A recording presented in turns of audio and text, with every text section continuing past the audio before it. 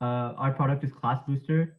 Class Booster is basically a simple app where you can revolutionize education. So teachers can basically uh, take Class Booster, and since the problem right now, there are a lot of students and teachers can't remember all of them, and this can result in bad sitting charts and lose productivity. And our solution, basically, our help helps create better seating charts and increases productivity for many students. So introducing Class Booster, where we increase productivity every day. My name is Anish Parikh, My name is Siddh Patani.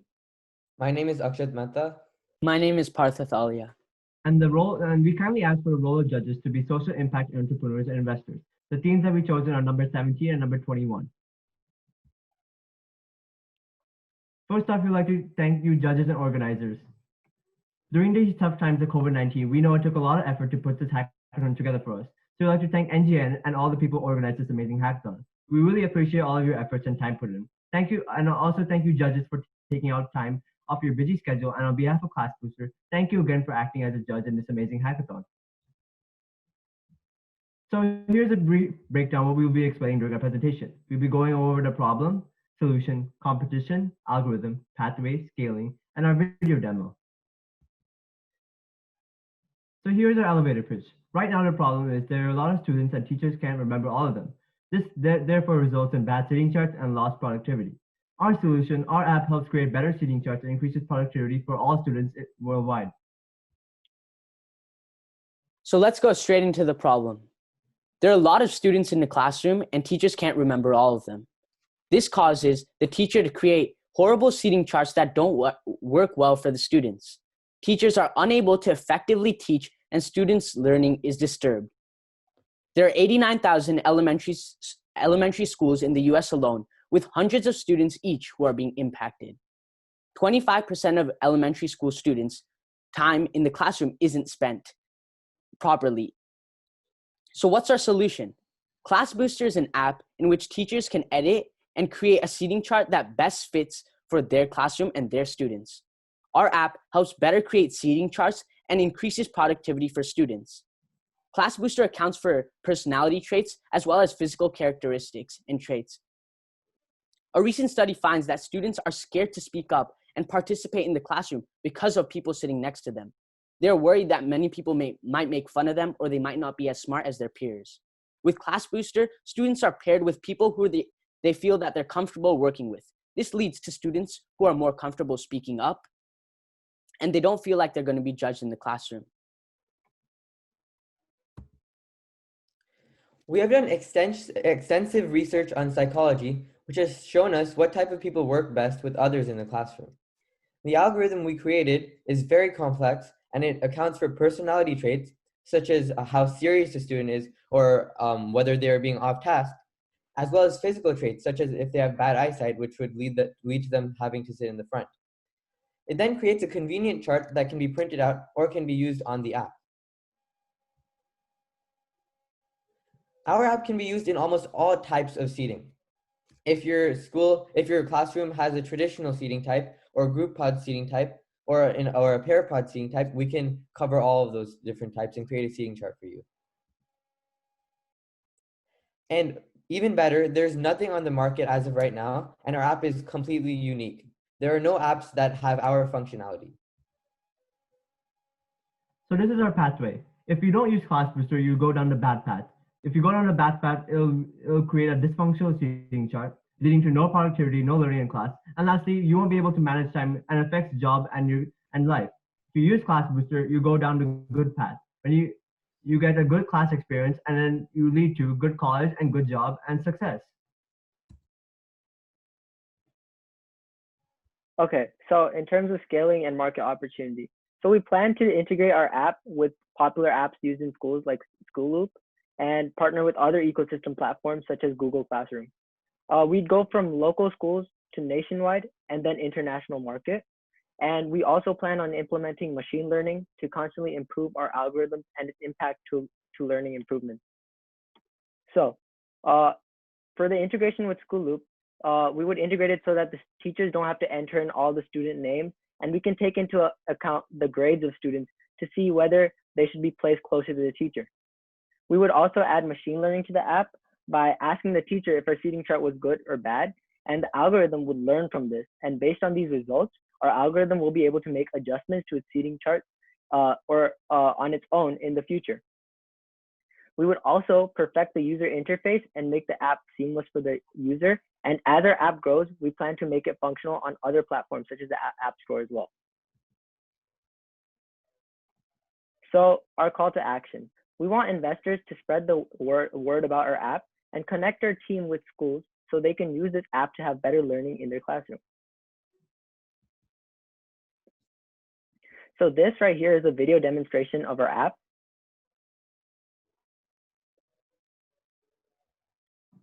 So first the user enters the app. It's the login page. Right over here, we already created an account so the teacher can sign in. And we use Google's Firebase to be able to store this data of all the emails and passwords that have been put in, and so that each teacher can access their personal account. This is the classes. You can add a class and it would immediately take you to the room setup page. Over here, you can set up the ratio of room in terms of span and depth, and you can also enter your seating type, whether you want traditional, pair pods, or group pods.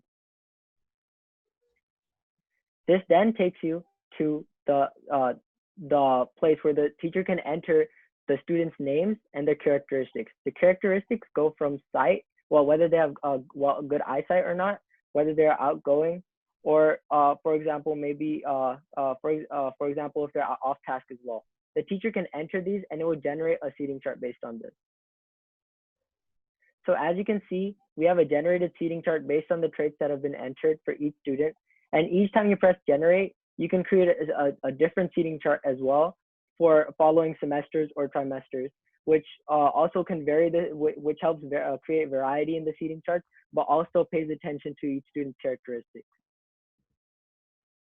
Thank you for listening. Any questions?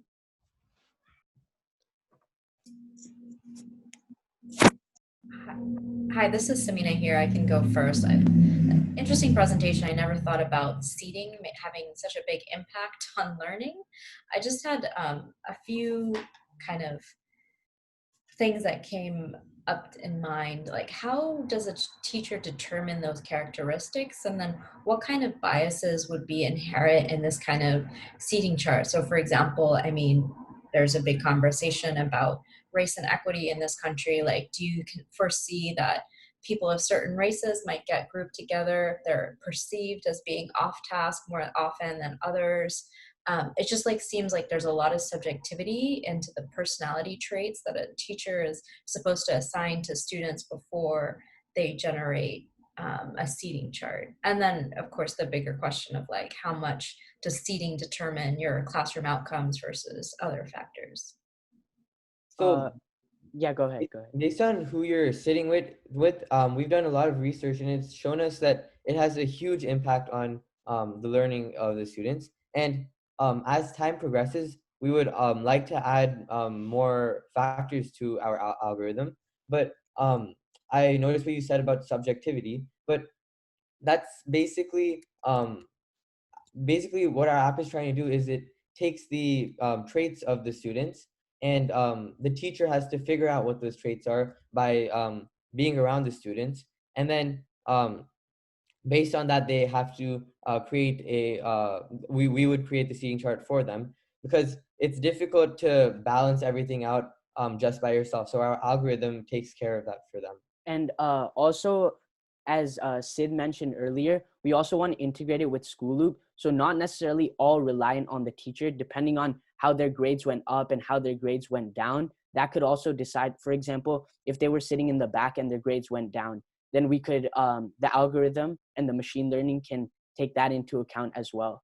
And seeing like first semester, maybe they had better grades and they were sitting with less disruptive people, for example. So that can also counter like the racial bias of the teacher. Yeah, I would actually, thank you for the preserve. I would add to Samina's question, like there is a real risk of biases in ML, because it's very, very likely that it will say like, oh yeah, okay, a person who has better grades, when paired with a person of better grades, the outcome will be better grades. that might not be the right outcome in the long term. But I have a more fundamental question, which is we love the products that we build, so we are biased.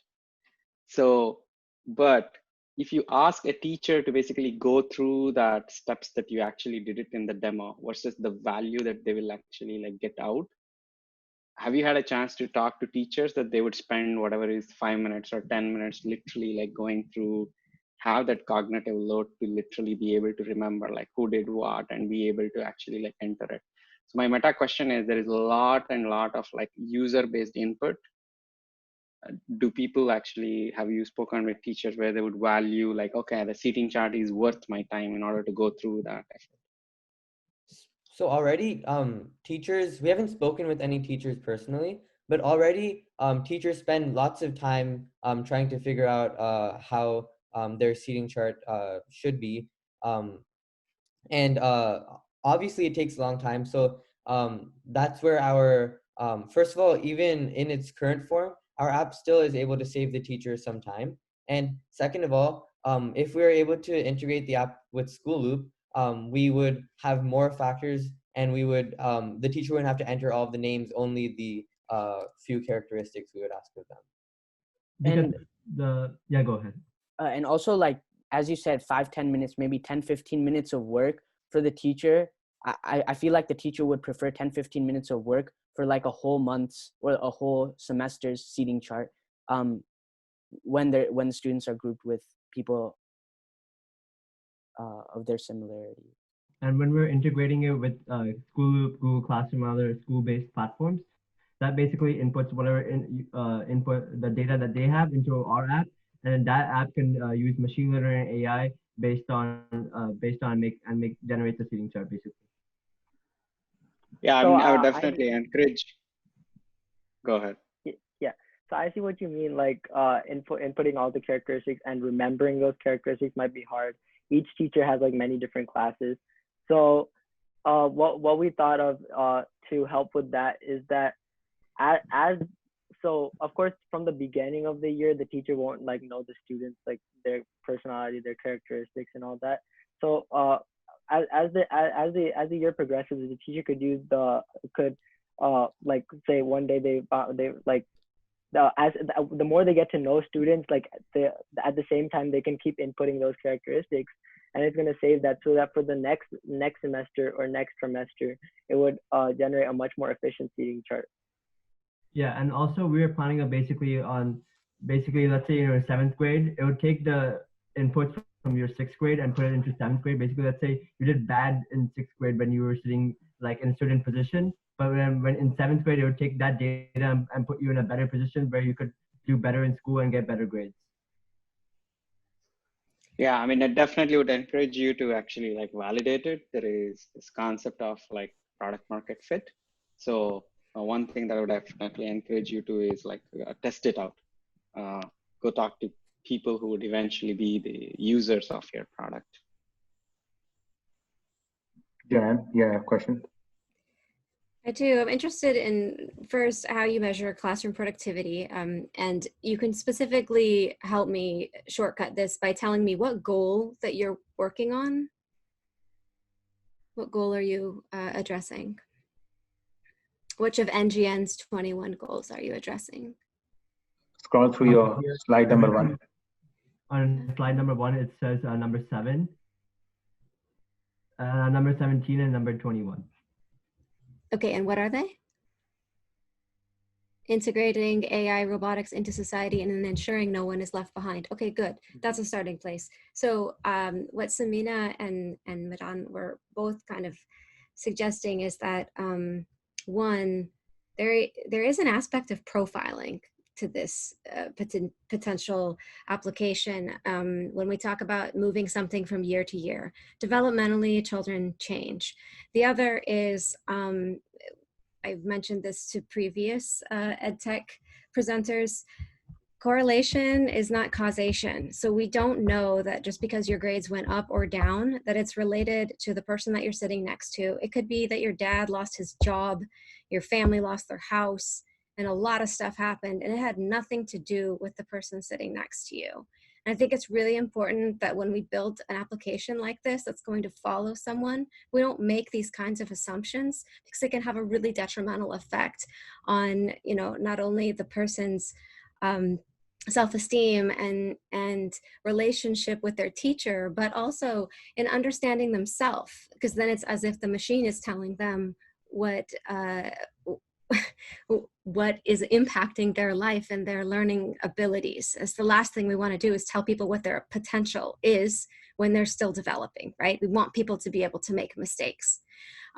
So if any of you would like to, you know, address that, and specifically my question is, are you creating data that could follow users throughout their lifetimes, affect their reputations, and impact their future opportunities? And this is a question I asked a number of candidates today.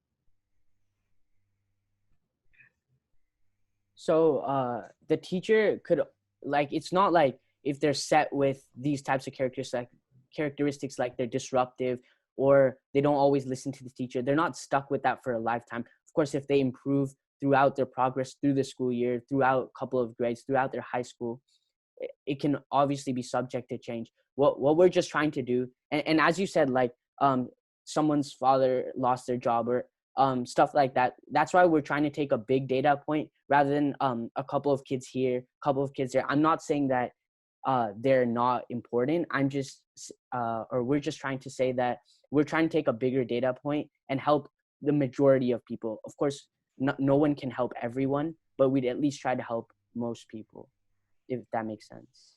So the humanitarian rule with that is do no harm, right? You're trying to do the most good for the most people, but you also have to look at the flip side and see if it's going to harm the people who have the most vulnerability. And that would be the people who have, you know, in our communities, greatest economic diversity, which we already have a lot of data. You said you looked at psychological data, but we need to look at adverse childhood experiences in the classroom. We know poverty and hunger really affect behavior and educational attainment. So these are important considerations when looking at this. I really admire that you're paying close enough attention to recognize that the teacher has a lot on their plate and that you want to get the most out of your learning experience in that environment. I think it's very commendable. I just want you to think about the second side of how that information could get used in a way that you didn't intend, because I can tell that all of you are going to continue to pursue this. You're going to build other things, and that's very exciting. We just want to make sure that we understand how it could also get used in a different way.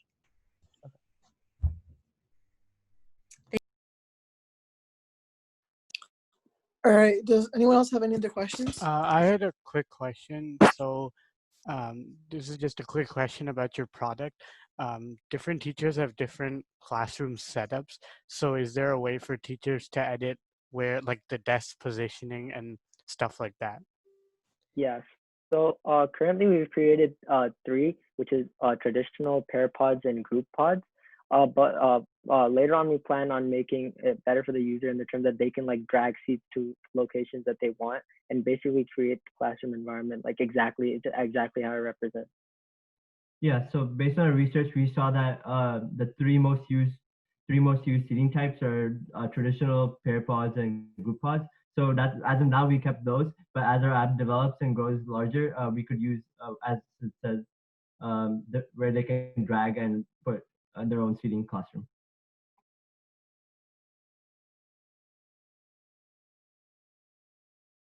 Just as a follow-up, as you continue to develop this product that you've started on, you mentioned the research on pods. I think that what you're also looking at is team building behavior. In some ways, you're wanting to have good outcomes from the person that you're sitting next to. Maybe that's another direction that you could explore that might collect more of the strengths-based learning instead of maybe the negative. But I understand that we need to have a mix of both. I think one application that could be really helpful, especially at the high school level, is a strengths-based team building module that would allow people to understand that, oh gosh, I actually work better with this other person, or I'm not going to work well with a bunch of people who are just like me because we won't get anything done. Whatever that may be, something that gives them some control over this thing that's determining their outcome. And so however you might be able to get some user feedback or individual student feedback would be really important in giving students a voice as well. Yeah, so in the future, we plan on creating like a student survey as well, where they can enter their own thoughts on that, so that and then our algorithm would compare those, and then based on that, it would create the seating chart. It would. I know right now we only take into what the teacher's assumption is, but in the future, we plan on getting more student input as well. Yeah, so we can have a balance of both. All right, right now we're only using one factor, but we want to create two factors and basically mix it and balance it.